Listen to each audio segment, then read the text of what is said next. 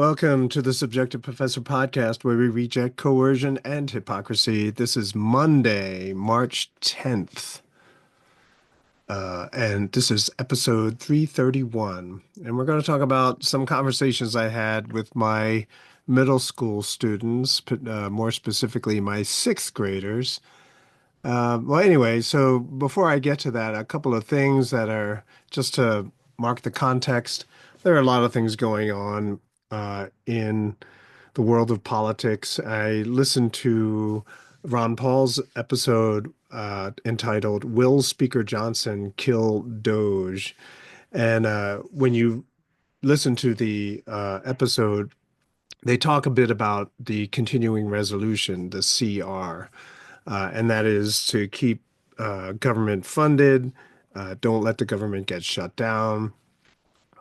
Uh, and they discussed how it would be killed. Well, there's a rule, the Impoundment Control Act of 1974, which says that money which has been sent out, it must be spent, right? So all those government programs that Doge found that were ridiculous, that very few Americans would agree to have to be paid. Yeah, that money is just going to be shifted to other programs, probably just as bad as the ones that were canceled, right? They should just give it to me, man. I would probably do a better job managing that money than all of these other programs.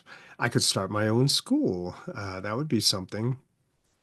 And also, there are a lot of George Soros assisted federal judges poised to side against Trump and declare that he is, in fact, illegally holding up funds to these legitimate, taxpayer funded, unbeloved programs, right? And so the money is going to get spent unless they take advantage of something called congressional rescission.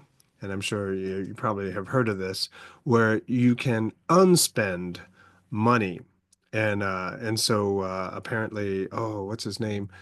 The guy who used to work in the Reagan administration, is on the tip of my tongue, but he had raised it, and I think as well as Rand Paul has said that if Congress just rolls them up and does a rescission vote, then they can unspend a lot of this money. I hope they do it, but who knows, right? And so if they don't do it, then all that hype about Doge just goes down the toilet. This is so crazy, right? That this government is so out of control that something as popular as Doge, well, they're just going to rub it in everyone's faces. And I'm hoping that everyone realizes what's going on and starts voting out some of these suckers who are in Congress. It's maddening, really. And so much so that I couldn't listen to any more political related podcasts today. I'm picking up my son from the airport as well. So, a lighthearted episode, perhaps. Um, Judge Napolitano, and also Judge Napolitano is in Russia right now, and he met with some pretty interesting individuals. If you listen to his podcast that were released today, March 10th, uh, then he's with Larry Johnson over there in Russia, and he met Lavrov, who I think is a very right-hand man of Putin. And it turns out that the Russian government, including Lavrov, listens to the judge from Russia. That is so cool. That they know that there are at least some sane people here in the United States, not all like those warmongering idiots in all over the country, particularly those who call themselves Christians. It's just drives me up the wall, really. Um, but we can only hope that the Lord will judge them when the day comes. I know that I get a few downloads from Russia as well, and that is really cool. This whole podcast phenomena is so very interesting that you can get people from all over the world to listen to you. And it's weird, like me, which is kind of very cool. But yeah, so the judge was sharing some of the things that he, talked about. The transcripts of their conversation are going to be released, and I can't help but wonder that when he comes back to the United States, that he won't be harassed by some people. Anyway, some people who have not yet been purged from the intelligence agencies, get hung up at the airport. Who knows? Okay, so as you know, I mentioned before that I applied to a head of school job for an elementary school, but the more I thought about it, I said, there's no way I'm going to get that job. I am just way too radical. I tried to be neutral, but on my social media postings, which bear my name, not subjective professor, they're just too radical, right? And I can just see parents or even the school board, do a search and see some of the things that I've been posting, even though I made them all only friends can see it. Apparently, you can still see it. And some of my students have told me that they've seen some of the recent things that I posted, and I went back and I double checked. And yeah, I made it so that only my friends, people who have friended me on Facebook can see and read what I write, but apparently other people can see it too. So that was very disappointing. So I'm sure, I didn't get the job. Mm. It's just too radical for a small Christian school that has a very, very strong, if not over half of the students are African American. So, but anyway, what it does is it liberates me to basically say anything I want now. And I am extremely radical when it goes that way. And so people, as I said, I must have said before that in the university setting, that radical appeal, getting right to the root source, appeals to pretty much everyone universally. It's just that when they realize that their positions and their beliefs and the things they feel very, very strongly about, are no longer tenable. They're no longer legitimate. They're no longer justifiable. They're very weak, as it turns out. Then they have a hard decision to make. Do you continue holding on to your positions, knowing that they are in fact weak, or do you look for something better? Right. But no matter what a person's conclusion is, it's always an interesting conversation if they choose to participate. And so I always knew that in the back of my head, I mean, these are just, sixth grade, sixth, seventh, eighth graders, that when I would say certain things, it would get back to their parents. And, most of the middle school, unlike the rest of the school, most of the middle, like 80%, 90% is African American. And so definitely some of these ideas would rub them probably not well. Oh, it's funny because one of the parents might have been one of my old students 20 years ago. So that was a trip to entertain that possibility. But anyway, um, so this is a question that came. The first question of the day was in my sixth grade class, and one of the kids asked me, "Do I like DEI?" And so I said no, and he was shocked. Like he knows what DEI is, right? He probably just heard it from his mom or dad, and he just floated the question to me, and I said, and so after he gave me his reaction, I said, well, because DEI is not DEI, right? So DEI stands for diversity, equity, and inclusion. So diversity, uh, you can't plan diversity. A planned diversity is not diversity, right? If you set up percentages and says, well, your workforce has to have exactly those percentages, yeah, it never works, right? You cannot plan diversity, and I have a episode not that long ago where I talk about organic diversity, how the people who voted for Trump is extremely diverse, but it wasn't because they planned it. It wasn't because they were shooting for it. It was because that's not the racialization or the characteristic which is sought after. I'll give you an example. So if you say, uh, like Asians have to make up 3% of your professional baseball team, every team, right? And has to be 12% African American and et cetera, et cetera. I mean, you go by straight down the percentages of the population here in the United States. Well, you're not going to have a very good baseball team, right? Because you're looking for characteristics which have nothing to do with what you actually want to do. And that's athletic ability, right? The ability to be able to throw the ball, to hit a ball, to catch a ball, you know, whatever is required, that's what you are looking for, not the color of your skin. And so just they didn't really seem to understand what I was saying. So I asked them if you owned a baseball team, right? And I picked a random student in the class and I said, hey, he owns a baseball team. I own a baseball team. So what are you looking for when you want to put a baseball team together? And this one kid, he says, white people, which kind of shocked me. And I was like, huh, okay, well, let's go with that. So I'll say this kid is only hiring white kids, right? White players. And me, I'm looking for people who play baseball the best. Who's going to win? And everyone, the rest of the class says, well, of course, my team is going to win because I'm looking for baseball players, and the other guy is just looking for white players, right? And so it's not about skill level. And so that's the problem. Diversity, you're not looking at the actual person and ability of the person, you're just looking at the color of their skin. It's a kind of diversity, but it's a limiting one too, right? So switch over to football, right? If you say, no, no, no, you have too many black players, right? You need to have more white players, you need to have more Asian players, you need to have more Hispanic players, whatever.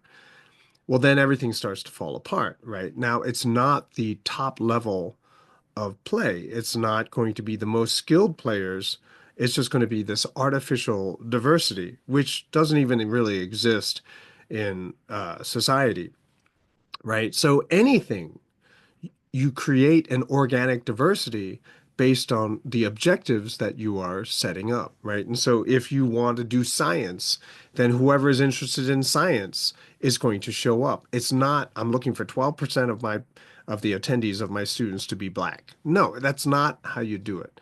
It's anyone who's interested in science. And if you do it right, you're going to have this really organic diversity, which over time will increase, right? Especially if your program is top notch, then what you're going to get is a really diverse group of students that show up. I mean, one of my kids, he helps run a camp, uh, and I think it's a science camp. And yeah, it's very, very diverse, right? And it's not even, none of it is planned. So that's kind of interesting, right? So diversity that's planned is not diversity at all. And so DEI is planned diversity. And so therefore it's not really real. Equity. Well, there's bias, right? So you're not treating everyone equally. You are exercising bias to get the percentages that you want, right? So, for example, the military was heavily recruiting people who are trans, right? And so you have lots of very visible people who are trans, right? So in order to get that to happen, you have to be hiring or picking people based on their gender status, not their ability to shoot and kill people, right? That's not what you're looking for. So it's not the criteria is biased, and so the equity is a joke, right? It's not really real. And then inclusion. If you disagree with any of this, you are out, right? Because clearly you're not with the program of DEI. You are an outlier, so we cannot include you into this project. And so, yeah, none of DEI is and I did an episode on the political alignment of professors in the university, and it basically is, depending on the department, but generally speaking, something like what, 15 to 1 Democrats to Republicans, which means people like me, anarcho-capitalists, aren't even on the scale You see? And so there is no inclusion, there is no equity, and there's no diversity, right? Because I didn't agree with anything that anyone was saying. I was pushed out, right? At least that's what I maintain. And then I say, it's like Antifa. Look at the name, Antifa. It's anti-fascist. So what you do is you name yourself something favorable so that people who stand against you are for or in favor of what you say you are against. And so Antifa is perfect. I'm anti-fascist. And so if you stand opposed to Antifa, that means you are pro-fascist. That's how simple people are, right? There's no critical thinking at all. There's no analysis. Everything is very, very superficial, right? And so they respond to the label, not to the actual content. And so when I showed them pictures of Antifa, and I said, see, these guys, they burn down things, right? They're violent and they try to be anonymous, right? And so they say they're anti-fascist. They're like and to simplify, I just said Hitler was a fascist. And so they say that they are against people who are like Hitler. And so you would say, oh, well, I guess that's a good thing. Their methods are kind of weird, but they're anti-Hitler type people, so they must be good. And then if someone says, well, they suck, well, then your instant reaction, superficial reaction would be, oh, so you are pro-fascism. You're pro people like Hitler. And that is pretty much where a lot of the voting masses are when it comes to someone like Trump, right? Because they say, oh, he's a fascist. And you say, well, I'm pro-Trump. Oh, you're a fascist too, right? And so it's this very, very low level, very uncritical uh, mindset that we are living in, that we see right in front of us. And it's not even just people who are anti-Trump.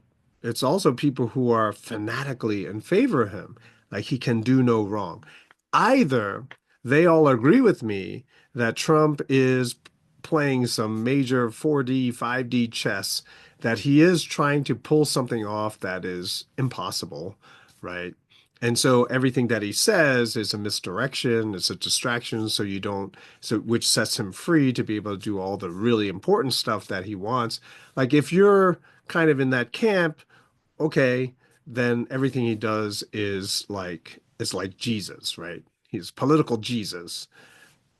Well, for me, it's a hope that I'm hoping that all of this stuff that really upsets me is just simply that he's information that he's throwing out there as a distraction or as I in my episode of Trump's 5D chess, he realizes that if he does certain things openly, that he's going to run into trouble, that he's going to lose support too quickly. And so he's got to ease people into it, right? So either you're pro-Trump like that, or you're like, it doesn't matter what he says, I love Trump, right?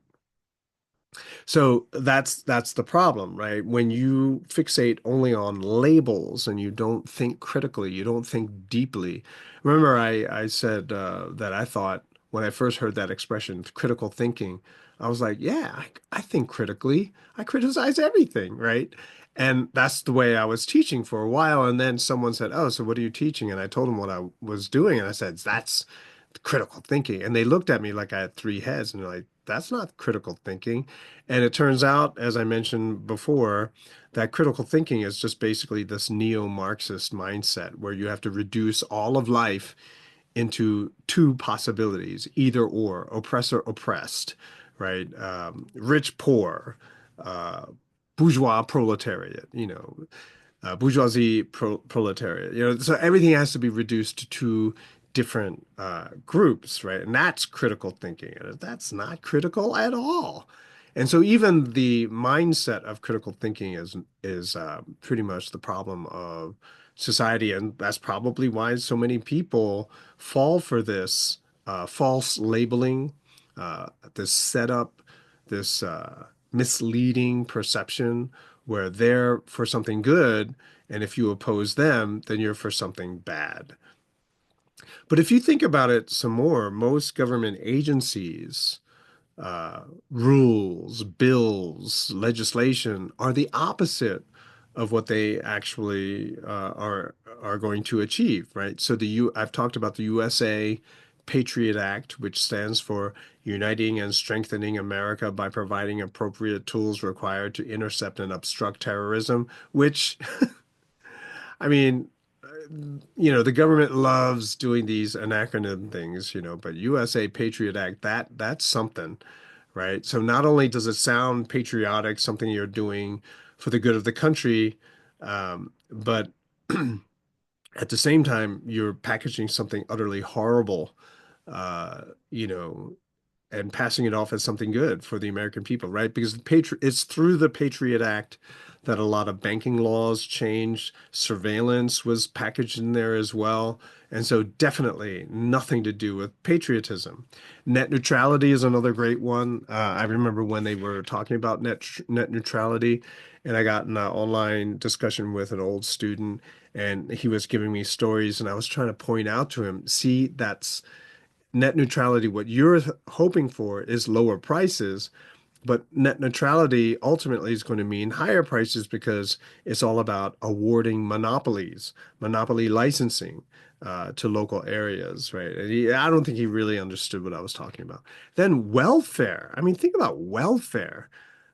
Welfare means good fortune, health, happiness, prosperity of a person, group, or organization. I got that from dictionary.com.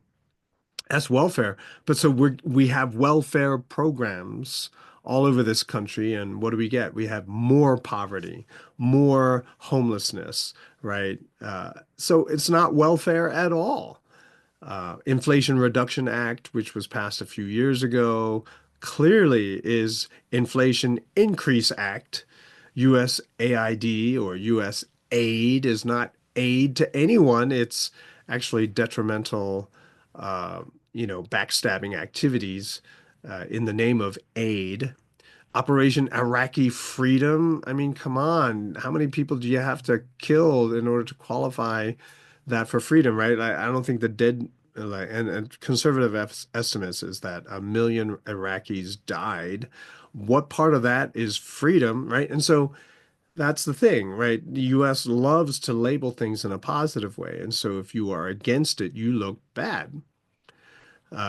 I tell them, so I told all the kids, look, when I say stuff like this, I'd rather you not run home and tell your parents, right? Not because I'm trying to hide it from them, but because it's for them, right? It's for the students to take as a reference and say, oh, okay, well, you say this, my parents say this. Now let's look at the world. Which explanation works better? Which explanation fits better? And then you go from there. In other words, you're supposed to realize that everything that everyone is telling you probably not true. Maybe it is true, but who cares? What am I going to believe? And so I'm trying to empower them to be independent thinkers, and they're just middle school, so sixth graders, and I'm trying to get them to, you know, have a different mindset on things. But what further inspires me to do this is that I read an article or I saw a title where college students can't read, right? They read, but they don't understand what they're reading. And so what I do with my middle school students, whether they care or not, listen or not, doesn't matter. I try to teach them to be able to read something, and then to be able to understand what it is that they're reading so that they can push back against people who are just trying to basically uh, pass off lies to them, right? And that's it. But unfortunately, I think that a lot of them are having discussions with their parents, and their parents are freaking out. Like they're saying, what is that guy saying to you in school? Well, anyway, so I thought that was kind of interesting. The discussion I had with my sixth graders, of course, I repeated with the seventh and eighth graders, right? You got to share the wealth. And one of my eighth graders, he always looks at me and says, "You should not be teaching us." He jokes around with me, right? But he realizes that it's just too radical for a lot of the people who are in middle school. But why do I care now, right? I'm not going to get the head of school job, so now I can pretty much say anything I want. That's it for this episode. I'll talk to you next time.